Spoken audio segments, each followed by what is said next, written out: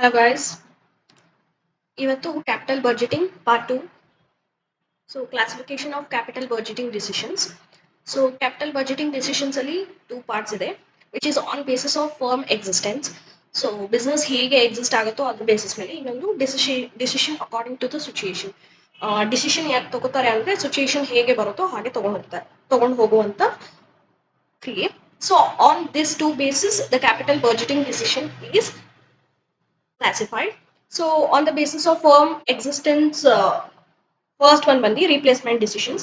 Replacement decisions andre, for example, if you want to buy a car, so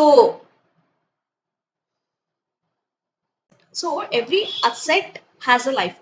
ಒಂದು life ವರ್ಗು ಒಂದು point ವರ್ಗು life ಇರುತ್ತೆ ಕಾರ್ಗೆ. So like every asset has a life. After that we should replace that asset. So sometimes ಏನಾಗುತ್ತೆ, ಒಂದು period, ಇವಾಗ ಒಂದು ಮೆಷಿನ್ ಏನಿದೆ ಅದು 10 ವರ್ಷದವರೆಗೂ ನಿಮ್ಗೆ ಸರ್ವಿಸ್ ಕೊಡುತ್ತೆ. So after that maintenance cost ಕೂಡ ಹೈ ಆಗ್ತಾ ಹೋಗ್ತಾ ಇರುತ್ತೆ ಮೆಷಿನ್ದು. So you want to replace those machine by machine B and machine C. So ಈ ಪ್ರಾಸೆಸ್ ಏನಿದೆ, this is called replacement decision. And second one was modernisation decision on the basis of firm existence.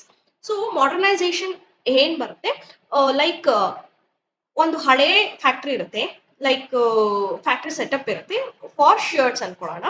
This is example. So 1956 ಅಲ್ಲಿ ಒಂದು shirt firm ಇರುತ್ತೆ and also factory shirt firm ಇರುತ್ತೆ. So ಆ ಫ್ಯಾಕ್ಟ್ರಿಯಲ್ಲಿ shirt manufactures ಮಾಡ್ತಾ ಇರ್ತಾರೆ from 1956. So they have old machineries. But ಆ period ಇಂದ ಈ ಪೀರಿಯಡ್ 2004. ಸೊ ಈ ಪೀರಿಯಡ್ ಅಲ್ಲಿ ಟೆಕ್ನಾಲಜಿಕಲ್ ಅಪ್ಗ್ರೇಡೇಷನ್ ಎಷ್ಟಾಗಿದೆ? 1956 ಅಲ್ಲಿ ಇರುವ ಟೆಕ್ನಾಲಜಿ ಈಗಿದೆಯಾ? ಇಲ್ಲ. 1956 ಅಲ್ಲಿ ಅವ್ರು ಹಾಕೊಳ್ತಾ ಇದ್ದಿದ್ ಶರ್ಟ್ ಟ್ರೆಂಡ್ ಆರ್ ಶರ್ಟ್ ಮೆಟೀರಿಯಲ್ಸೇ ಆಗಲಿ, shirt designs, patterns, stitching ways ಇರ್ಬೋದು, ಟೈಲರಿಂಗ್ ವೇಸ್ ಇರ್ಬೋದು, ಅವತ್ತಿನ ಇರುವಂತ ಟ್ರೆಂಡ್ ಇವಾಗಿಲ್ಲ. So it is completely transformed and also technological upgradation ಬೇಕಾಗತ್ತೆ. ಸೊ ಮಾಡರ್ನ್ ಮೆಷಿನ್ಸ್ ಬೇಕಾಗತ್ತೆ. So due to the technological upgradation, if you want to update, ನೀವೇನಾದ್ರೂ update ಮಾಡ್ದಿರೋ ಹೋದ್ರೆ you will be outdated in the market and not able to stand in a market. ನೀವು market ಇಂದ ಹೊರಗಡೆ ಇರ್ತೀರಾ. So that is called modernisation decisions. Expansion decisions ಅಂದ್ರೆ, for example, ಇವಾಗ ನೀವು ಶರ್ಟ್ ಫ್ಯಾಕ್ಟ್ರಿ ಇರುತ್ತೆ, ದಟ್ ಈಸ್ ಇನ್ ಬ್ಯಾಂಗ್ಳೂರಲ್ಲಿ shirt factory ಇರುತ್ತೆ. ಇಟ್ ವಾಸ್ ಗೋಯಿಂಗ್ ಗುಡ್, ಒಳ್ಳೆ ಪ್ರಾಫಿಟ್ ಎಲ್ಲ ಹಾಕ್ತಾ ಇರುತ್ತೆ ನಿಮ್ಗೆ.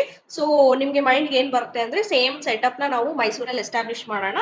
You people invest 10 crore on that factory and ನೀವು ಮ್ಯಾನುಫ್ಯಾಕ್ಚರಿಂಗ್ ಮಾಡ್ತೀರಾ. ಒಂದು 2-3-4 ಇಯರ್ಸ್ ಅಲ್ಲಿ ನಿಮ್ಗೆ ಲಾಸ್ ಫೇಸ್ ಆಗುತ್ತೆ. ಏಕೆ ಲಾಸ್ ಫೇಸ್ ಆಗುತ್ತೆ ಅಂದ್ರೆ, because the factory you set up in Bangalore was in a good position of business and the shirt were preparing has a demand in Bangalore. But whereas the same shirt was manufactured in Mysore, it does not have any demand in Mysore. So this factor may be a drawback for the Mysore factory, faces huge loss during the span of 4 years. So this is a expansion decisions ತಗೋಬೇಕಾದ್ರೆ ಹುಷಾರಾಗಿ ತಗೋಬೇಕು. So ಅಲ್ಲಿನ market analysis ಮಾಡ್ಬೇಕಾಗತ್ತೆ, demand ಇದೆಯೋ ಇಲ್ವೋ ಅಂತ ನೋಡ್ಬೇಕಾಗತ್ತೆ. So while setting up of the factory, it is also a capital budgeting decision. So next one was diversification decision. Diversification decision ಅಂದ್ರೆ, for example, you have a shirt factory in Bangalore. So doing good, ಚೆನ್ನಾಗಿ ಹೋಗ್ತಾ ಇರತ್ತೆ, business ಚೆನ್ನಾಗಿರುತ್ತೆ. So later on ನೀವು ಏನ್ ಮಾಡ್ತೀರಾ ಅಂದ್ರೆ, so ಇವಾಗ ಒಂದು ಶರ್ಟ್, ಆ ಲೈನ್ ಆಫ್ ಪ್ರಾಡಕ್ಟ್ ಏನಿದೆ, ಆ ಲೈನ್ ಆಫ್ ಪ್ರಾಡಕ್ಟ್ ಶರ್ಟ್ ತುಂಬಾ ಚೆನ್ನಾಗಿ ಹೋಗ್ತಿದೆ. ಸೊ ನಾವೇನ್ ಮಾಡೋಣ, ಹೊಸ ಪ್ರಾಡಕ್ಟ್ ಮಾರ್ಕೆಟ್ ತರೋಣ. ಹೊಸ ಪ್ರಾಡಕ್ಟ್ ಇನ್ ದ ಸೆನ್ಸ್, ಇಲ್ಲಿ ನೀವು ಎಕ್ಸ್ಪಾನ್ಷನ್ ಡಿಸಿಷನ್ ಅಲ್ಲಿ ಮಾರ್ಕೆಟ್ ನ ಎಕ್ಸ್ಪ್ಯಾಂಡ್ ಮಾಡಕ್ ನೋಡಿದ್ವಿ, ಲೈಕ್ ಅನದರ್ ಔಟ್ಲೆಟ್ ನ ತೆಗಿಯಕ್ ನೋಡಿದ್ವಿ. ಇಲ್ಲಿ ವೆರಾಸ್ ಇನ್ ಡೈವರ್ಸಿಫಿಕೇಶನ್ ಡಿಸಿಷನ್ ಏನು ಅಂದ್ರೆ, they used to have a diversified product. Shirt ಬಿಟ್ಟು ಬೇರೆನೂ ಕೂಡ ನಾವು ಮ್ಯಾನುಫ್ಯಾಕ್ಚರ್ ಮಾಡಬಹುದು. For example trousers is nothing but pant ನ ಕೂಡ ನಾವು ಮ್ಯಾನುಫ್ಯಾಕ್ಚರ್ ಮಾಡಿ ಅದನ್ನ ಕೂಡ ಮಾರ್ಕೆಟಿಗೆ ಬಿಡಬಹುದು. ಅದ್ರ ಮೇಲೆ ನೀವು ಕಲೆಕ್ಟಿವ್ ಡಿಸಿಷನ್ಸ್ ನ ತಗೊಂಡು ಮಾರ್ಕೆಟ್ ನ ಅನಾಲಿಸಿಸ್ ಮಾಡಿ you can take a decision over diversification, it is also called as capital budgeting decisions. This diversification is happens in a product line. ನೀವು ಏನ್ ಪ್ರಾಡಕ್ಟ್ ಇದೆ, ಇವಾಗ ಒಂದು ಎಕ್ಸಿಸ್ಟಿಂಗ್ ಪ್ರಾಡಕ್ಟ್ ಇದೆ, ಸೇಮ್ ಪ್ರಾಡಕ್ಟ್ ಲೈನ್ ಅಲ್ಲಿ ಇನ್ನೊಂದು ಕೂಡ ಇನ್ನೊಂದು ಅನದರ್ ಸೇಮ್ ಪ್ರಾಡಕ್ಟ್ ಕೂಡ ಬಿಡುವಂತಹ process is called as diversification decision. So next one was setting up of new business. ನಿಮ್ಗೆ ಆಸ್ ವಿ ಆಲ್ ನೋ ಆ ಹೆಡ್ಡಿಂಗ್ ಓದಿದ ತಕ್ಷಣ ನಿಮಗೆ ಗೊತ್ತಾಗುತ್ತೆ setting up of new business ಅಂದ್ರೆ ಮಾರ್ಕೆಟ್ ಅನಾಲಿಸಿಸ್ ಥ್ರೂ ಡಿಮಾಂಡ್ ನ ನೋಡ್ಕೊಂಡು ಹಾಗೆ ಡಿಮಾಂಡ್ ಅಂಡ್ ಸಪ್ಲೈ ನ ನೋಡ್ಬೇಕು, ಹಾಗೆ ಸಪ್ಲೈ ಅಲ್ಲಿ ಕೂಡ ಕಾಂಪಿಟೇಟರ್ಸ್ ಏನಿದ್ದಾರೆ ಅಂತ ನೋಡ್ಬೇಕು. ಅದನ್ನೆಲ್ಲ ನೋಡಿ ಕಲೆಕ್ಟಿವ್ ಒಪಿನಿಯನ್ ತಗೊಂಡು ಮಾರ್ಕೆಟ್ ಟ್ರೆಂಡ್ ನ ನೋಡಿ ಅನಾಲಿಸಿಸ್ ಮಾಡದ್ಮೇಲೆ you will set up a new business. Next one was decisions. Situation ಹೇಗೆ ಬರುತ್ತೋ ಅದ್ರ ಮೇಲೆ ಡಿಸಿಷನ್ಸ್ ತಗೊಳ್ಳುವಂತ ಪ್ರಕ್ರಿಯೆ. Like it is mutually exclusive. Mutually exclusive ಅಂದ್ರೆ ಏನು ಅಂದ್ರೆ, ನೀವು ಒಂದು ಕಾರ್ ಬೈಯಿಂಗ್ ಡಿಸಿಷನ್ಸ್ ಮಾಡ್ತೀರಾ, ಆ ಕಾರ್ ಹ್ಯಾಶ್ ಬ್ಯಾಕ್ ಅಲ್ಲಿ ಎಸ್ ಯು ವಿ ನೋಡ್ತೀರಾ, ಎಸ್ ಯು ವಿ ಅಲ್ಲಿ ನೀವು ಬ್ರಾಂಡ್ಸ್ ನೋಡ್ತೀರಾ. ಎಸ್ ಯು ವಿ ಅಲ್ಲಿ ಬ್ರಾಂಡ್ಸ್ ನೋಡಿದಾಗ ಹೊಂಡಾಯ್ ಬರುತ್ತೆ, ಮಾರುತಿ ಬರುತ್ತೆ. ಹೊಂಡಾಯಲ್ಲಿ ಕ್ರೆಟಾ ಕಾರ್ ಬರುತ್ತೆ, ಮಾರುತಿ ಬ್ರಿಜಾ ಬರುತ್ತೆ. ಸೊ ಈ ಎರಡು ಕೂಡ ನೀವು ಎವ್ಯಾಲ್ಯೂಯೇಟ್ ಮಾಡಿ ನಿಮ್ಗೆ ಯಾವ್ದು ಸೂಕ್ತ ಅನ್ಸುತ್ತೋ ಆ ಕಾರ್ನ ನೀವು ಪರ್ಚೇಸ್ ಮಾಡ್ತೀರಾ. ಫಾರ್ ಎಕ್ಸಾಂಪಲ್ ನಿಮ್ಗೆ ಕ್ರೆಟಾ ಸೂಕ್ತ ಆಗಿದ್ರೆ you will select Creta and okay ಮಾಡ್ತೀರಾ. ವೇರ್ ಆಸ್ ಆಟೋಮೆಟಿಕಲಿ ನೀವು ಪ್ರಿಫರ್ ಮಾಡಿದಂತ ಬ್ರೀಜಾ ಏನಿದೆ ಕಂಪ್ಯಾರಿಸನ್ಗೆ ತಗೊಂಡಿರ್ತೀರಲ್ಲ Brezza, that will automatically get cancelled. So there is called as, this process is called as mutually exclusive, where the decision was selected, like Honda's Creta is automatically selected, whereas in Maruti's Brezza is excluded from the decision. ಇದು ನೀವು Creta select ಮಾಡಿದ ತಕ್ಷಣ ಬ್ರೀಜಾ ಆಟೋಮೆಟಿಕಲ್ ಆಗಿ ನಿಮ್ಮ decision ಇಂದ delete ಆಗುತ್ತೆ. In short, where one decision is get okay and another will be automatically get reject from the decision. acceptance of one proposal will exclude the acceptance of other proposal. So last point na ಬರ್ಕೊಳ್ಳಿ, ಎಲ್ಲಾದ್ರೂ ಯಾವ್ದಾದ್ರು ಒಂದು book ಅಲ್ಲಿ note ಮಾಡ್ಕೊಡಿ. So acceptance of one proposal will excludes the acceptance of other proposal. So acceptance, second one was acceptance, rejection and independent decisions. So mutually exclusive ಅಲ್ಲಿ ನಮ್ಗೆ options different ಆಗಿತ್ತು ಮಕ್ಕಳ. ನೋಡಿ, ಇಲ್ಲಿ ಕ್ರೆಟಾ ಮತ್ತೆ ಬ್ರೀಜಾ ಇತ್ತು. ಸೊ ನಾವು ಇಲ್ಲಿ ಕ್ರೆಟಾ ಆರ್ ಬ್ರೀಜಾ ಯಾವ್ದಾದ್ರು ಒಂದ್ ಸೆಲೆಕ್ಟ್ ಮಾಡ್ಬೇಕಾಗಿತ್ತು. ವೆರಾಸ್ ಇನ್ ಆಪ್ಷನ್ ಇಂಡಿಪೆಂಡೆಂಟ್ ಆಗಿದ್ದಾಗ, like acceptance and rejection and independent decisions ಬಂದಾಗ, ಒಂದು ಮನೆ ಇರುತ್ತೆ, ಆ ಮನೆಯಲ್ಲಿ ಫಾದರ್ ಇರ್ತಾರೆ ಮತ್ತೆ ಸನ್ ಇರ್ತಾನೆ, ಸನ್ ಆರ್ ಕಿಡ್, ಸನ್ ಇರ್ತಾನೆ, ಒಬ್ಬ ಸನ್ ಇರ್ತಾನೆ ಅನ್ಕೋಣ. ಸೊ ಫಾದರ್ ಕೂಡ ಕೆಲ್ಸಕ್ಕೆ ಹೋಗ್ಬೇಕಾಗಿರುತ್ತೆ, ಅವ್ರು ಆಫೀಸ್ಗೆ ಹೋಗ್ಬೇಕಾಗಿರುತ್ತೆ, ಮಗ ಕೋಚಿಂಗ್ ಹೋಗ್ಬೇಕಾಗಿರುತ್ತೆ. ಸೊ ಇವಾಗ ಆಫೀಸ್ಗೆ ಹೋಗುವಂತ ತಂದೆಗೆ ಕಾರ್ ಬೇಕು, ಕೋಚಿಂಗ್ ಹೋಗುವಂತ ಮಗನ್ಗೆ ಬೈಕ್ ಬೇಕು. ಬೈಕ್ ಆರ್ ಸ್ಕೂಟಿ ಇಲ್ ಡಿಮಾಂಡ್. ಸೊ ಅವಾಗ ಆಫೀಸ್ಗೆ ಹೋಗುವಂತ ಕಾರು, ಸೊ ಕೋಚಿಂಗ್ ಹೋಗುವಂತ ಬೈಕ್, ಸ್ಕೂಟಿ ನೀವೇನ್ ಪರ್ಚೇಸ್ ಮಾಡ್ತೀರಾ, that is two different things. ಅದು ಟೂ ಇಂಡಿಪೆಂಡೆಂಟ್ ಆಗಿ ಸ್ಟ್ಯಾಂಡ್ ಆಗುತ್ತೆ. ಸೊ ಅದಕ್ಕೂ ಇದಕ್ಕೂ ಸಂಬಂಧ ಇರಲ್ಲ. These are known as independent decisions. Acceptance of one proposal will not affect acceptance of another proposal. ಇವಾಗ ನೀವು ಕಾರ್ ಡಿಸೈಡ್ ಮಾಡಿದಾಗ that will not affect bike or scooty. If you select a bike or scooty, that will not affect a car. So ಇಲ್ಲಿ ಏನಾಗುತ್ತೆ ಅಂದ್ರೆ, car it has its own demand to the office person. Bike or scooty, it has its own demand for a kid or a son who is going for a coaching. So next one was contingent or complement. So ಇಲ್ಲಿ contingent and complement, for example ಒಬ್ಬ person ಒಂದು car 10 lakh rupees car ತಗೊಂಡಾಗ ಅವನು compulsory ಆಗಿ ಆಫರೆನ್ಸ್ ಮಾಡಿಸ್ಬೇಕಾ, which is very important, which is comes under purchasing of car. So it's like a complementary. ಇವಾಗ ಒಂದ್ ಗೂಡ್ಸ್ ತಗೊಂಡ್ರೆ ಇನ್ನೊಂದು ಗೂಡ್ಸ್ ಕಾಂಪ್ಲಿಮೆಂಟರಿ ಆಗಿ ಬರುತ್ತಲ್ಲ. Likewise, if you buy the car, it will come with the RC and insurance. Acceptance of one proposal will lead to acceptance of another proposal. Very important. ಒಂದು proposal ನ accept ಮಾಡ್ತಾ ಇದ್ದೀರಾ ಅಂದ್ರೆ ಅದು it will lead to proposal, another proposal ನ ಒಪ್ಕೊಳ್ಳೇಬೇಕು ಅಂತ ಪ್ರಕ್ರಿಯೆಯನ್ನ ಕಂಟಿಂಜೆಂಟ್ ಆರ್ ಕಾಂಪ್ಲಿಮೆಂಟ್ ಡಿಸಿಷನ್ಸ್ ಅಂತ ಕರಿತೀವಿ. Next one is capital budgeting process. Capital budgeting process ಹೇಗೆ ಅಂದ್ರೆ, ಫಸ್ಟ್ ಸ್ಟೆಪ್ ಪ್ರಾಸೆಸ್ ಅಲ್ಲಿ, ಕ್ಯಾಪಿಟಲ್ ಬಜೆಟಿಂಗ್ ಪ್ರಾಸೆಸ್ ಅಲ್ಲಿ ಹೇಗೆ ನಡೆಯುತ್ತೆ ಅಂದ್ರೆ, ಒಂದು ಪ್ರಾಜೆಕ್ಟ್ ಪ್ಲಾನ್ ಆಗುತ್ತೆ ಗೈಸ್. ಇಫ್ ಇನ್ ಕೇಸ್ ಇಲ್ ಯು ಬೈ ದ ಕಾರ್ ತಗೋಬೇಕು ಅನ್ನೋದು ನಿಮ್ ಮನ್ಸಿಗೆ ಬಂದಾಗ ಕಾರ್ ಪ್ರಾಜೆಕ್ಟ್ ಆಗುತ್ತೆ. ಆ ಪ್ರಾಜೆಕ್ಟ್ ನ ಪ್ಲಾನ್ ಮಾಡುವಂತ ಪ್ರೋಸೆಸ್ ನಡೆಯುತ್ತೆ. ಸೊ ಕಾರ್ ತಗೊಬೇಕಂತ ಬಂದಾಗ ನೀವು ಸೆಡನ್ ತಗೊಬೇಕಾ ಹ್ಯಾಶ್ಬ್ಯಾಕ್ ಸೆಡನ್ ಆರ್ ಹ್ಯಾಶ್ಬ್ಯಾಕ್ ತಗೋಬೇಕಾ ಅನ್ನೋದು ತಲೆಗೆ ಬರುತ್ತೆ.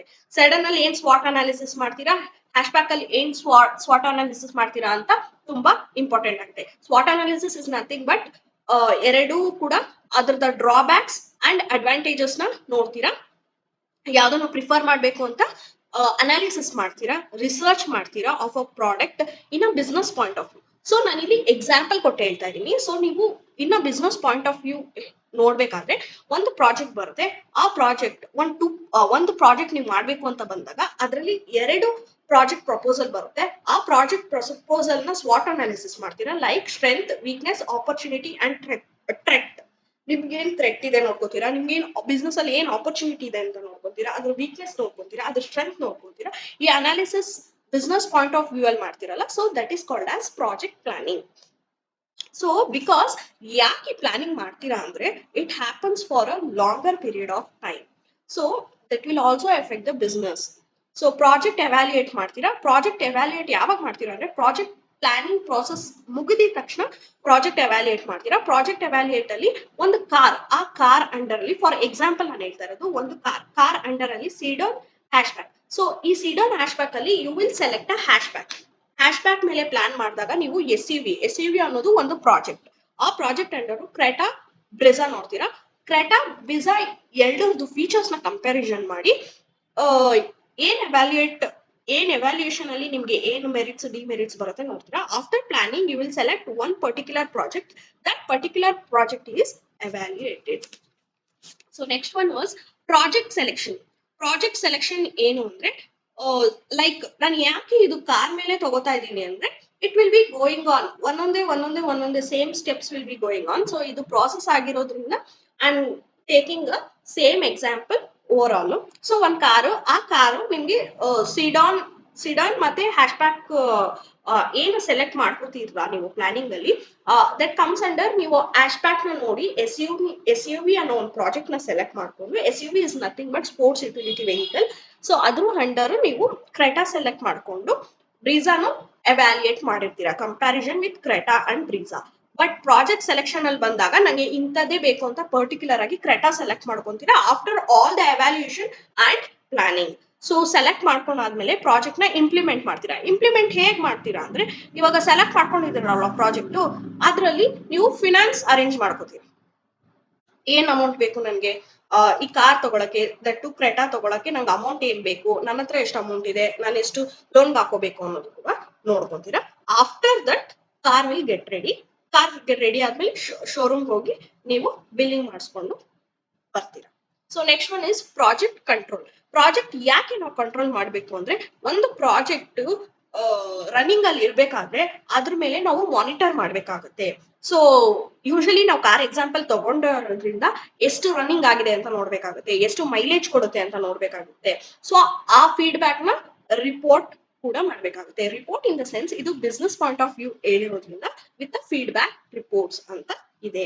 ಸೊ ಅದು ಒಳ್ಳೆ ರೀತಿಯಲ್ಲಿ ಹೋಗ್ತಿದ್ಯಾ ಇಲ್ವಾ ಅಂತ ನೋಡ್ಬೇಕಾಗುತ್ತೆ. ಪ್ರಾಜೆಕ್ಟ್ ರಿವ್ಯೂ ಮಾಡುವಂಥದ್ದು. ಸೊ ಇವಾಗ ಏನೆಲ್ಲ ಪ್ರಾಸೆಸ್ ಆಗಿದೆ ಅದನ್ನು review, over all process. So ಮೇಲ್ಗಡೆ ನಾವು ಪ್ರಾಜೆಕ್ಟ್ ಕಂಟ್ರೋಲ್ ಅಲ್ಲಿ ಪರ್ಟಿಕ್ಯುಲರ್ ಮೈಲೇಜ್ ಬಗ್ಗೆ ಮಾತ್ರ ನಾನು ಹೇಳಿದೆ, ಬಟ್ ಇಲ್ಲಿ ಓವರ್ ಆಲ್ ಕಾರ್ದು ಪರ್ಫಾರ್ಮೆನ್ಸ್ ಏನಿದೆ ಅನ್ನೋದನ್ನ ಮಾನಿಟರ್ ಮಾಡುವಂತಹ ಪ್ರಕ್ರಿಯೆ. Over all monitor of projects to identify the success or failure of the project. So next one is ಇದೊಂದು ಸಣ್ಣ ಟಾಪಿಕ್ ಕ್ಯಾಶ್ ಫ್ಲೋ ಬಗ್ಗೆ. So note it down. Cash flow, all the business decision in uh, capital budgeting is not based on net profit. All the business decision in capital budgeting is not based on net profit. So cash flow ಅನ್ನೋ process net profit ಮೇಲೆ ನಿಂತಿರುತ್ತೆ.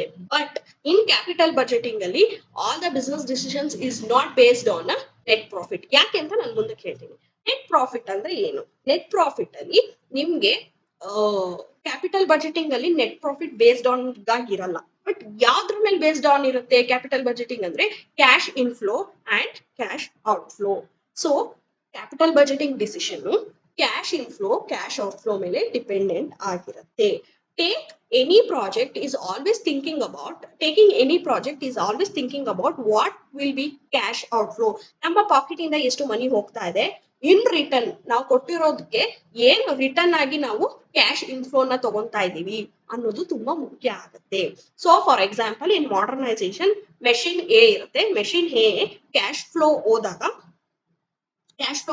Purchase price ಹೋಗುತ್ತಾ, cash outflow ಆದಾಗ purchase price ನಮ್ಮ ಮೇಲೆ ಬೀಳುತ್ತಾ, ಹಾಗೆ repair and maintenance ಬರುತ್ತಾ ನಮ್ಮ ಮೇಲೆ, ಡಿಪ್ರಿಸಿಯೇಷನ್ ನಮ್ಮ ಮೇಲೆ ಬರುತ್ತಾ. ಬಟ್ ಇಲ್ಲಿ ಕ್ಯಾಶ್ ಇನ್ ಔಟ್ಫ್ಲೋ ಅಲ್ಲಿ ನಾವು ಡಿಪ್ರಿಸಿಯೇಷನ್ ಇನ್ಕ್ಲೂಡ್ ಮಾಡಲ್ಲ. ಸೊ ಡಿಪ್ರಿಸಿಯೇಷನ್ ಇಲ್ಲಿಗೆ ಬರೋಲ್ಲ. ಕ್ಯಾಶ್ ಇನ್ಫ್ಲೋ ಇನ್ ರಿಟರ್ನ್ ನಮ್ಗೆ ಏನ್ ಬರ್ತಿದೆ ಅಂದ್ರೆ ಸೇಲ್ಸ್ ಆಗ್ತಾ ಇದೆ. ಆ ಮೆಷಿನ್ ಯೂಸ್ ಮಾಡಿಕೊಂಡು ನಾವು ಏನು ಪ್ರೊಡ್ಯೂಸ್ ಮಾಡ್ತೀವೋ ಅದ್ರದ್ದು ಸೇಲ್ಸ್ ಇನ್ಕ್ರೀಸ್ ಆಗ್ತಾ ಇದೆ. ಸೊ ಮೆಷಿನ್ ಡಿಪ್ರಿಸಿಯೇಷನ್ ಯಾಕೆ ಬರಲ್ಲ ಅಂತ ಹೇಳಿದ್ರೆ, ಆ ಡಿಪ್ರಿಸಿಯೇಷನ್ ಅನ್ನೋದು ಅಮೌಂಟ್ ರೆಡ್ಯೂಸ್ ಆಗುತ್ತೆ. ನಾವು ಪರ್ಚೇಸ್ ಮಾಡಿರ್ತೀವಲ್ಲ ಆ ಪ್ರೈಸ್ಗೆ ರೆಡ್ಯೂಸ್ ಆಗೋದನ್ನ ಡೆಪ್ರಿಸಿಯೇಷನ್ ಅಂತ ಕರಿತೀವಿ. ಡೆಪ್ರಿಸಿಯೇಷನ್ ಅನ್ನೋದು ನಮ್ಮ ಪಾಕೆಟ್ ಇಂದ ಆಚೆ ಹೋಗ್ತಿರಲ್ಲ. So that's why it is called as depreciation.